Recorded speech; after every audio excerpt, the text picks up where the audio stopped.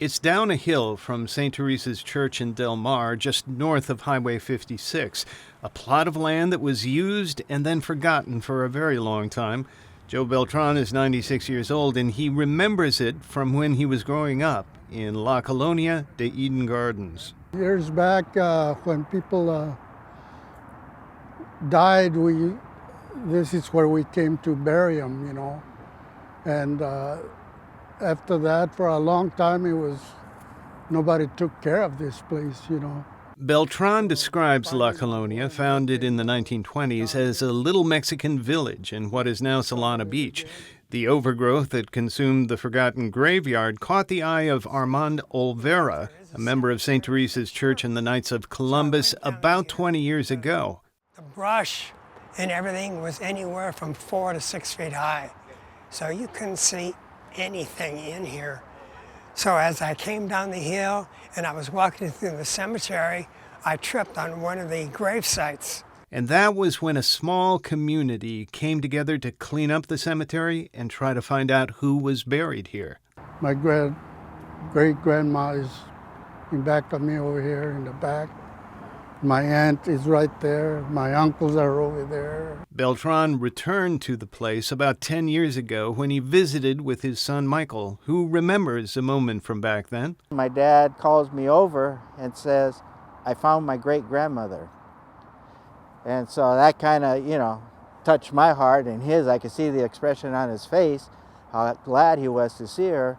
So at that point, we kind of made it our duty to try to do something about this cemetery. Olvera says he found records at St. James Parish that indicated 83 people were buried there. So far, he says volunteers have found 57 grave sites, many of them unnamed.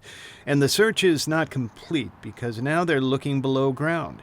Michael Beltran and the Knights of Columbus made contact with the company Michael Baker International, which agreed to do the work free of charge. And that's where Jimmy Daniels comes in. He's an archaeologist with Michael Baker, and that thing he's got that looks like a lawnmower is called ground penetrating radar, GPR for short. Daniels talks about finding anomalies underground. Sometimes they're tree roots or gopher warrens, and sometimes they're unmarked graves. There's definitely some unmarked graves that my preliminary kind of analysis of the data from a few weekends ago. But my goal is to process all of the data and look at it as a whole. Daniels has already marked several anomalies he found during a recent scan with pink flags. He says unmarked graves have a distinct radar signature, and they're easier to find when the person was buried in a casket. Above-ground evidence is also helpful to predict what you'll find below. Here's a row of burials. Here's an anomaly that doesn't have a marker. Maybe it matches up to the other anomalies that are in that row, and so we've got a burial there. Michael Beltran says the end goal is to identify all the graves and pay respects by putting up white crosses, even if you're not sure who the person is. He says stories from the community also come into play. He spoke with a woman who says she knows where her sister was buried. Maybe they can scan the area to confirm it.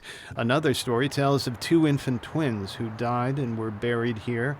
The stories often come back to La Colonia and the families who came from that place and who still live in the San Diego area. For myself, it started off as a personal journey with my great-grandmother.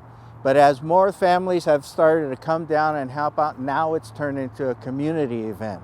Lisa Montez says her uncle and grandfather are buried in the graveyard. My grandfather always instilled in me the importance of honoring your ancestors and never forgetting them.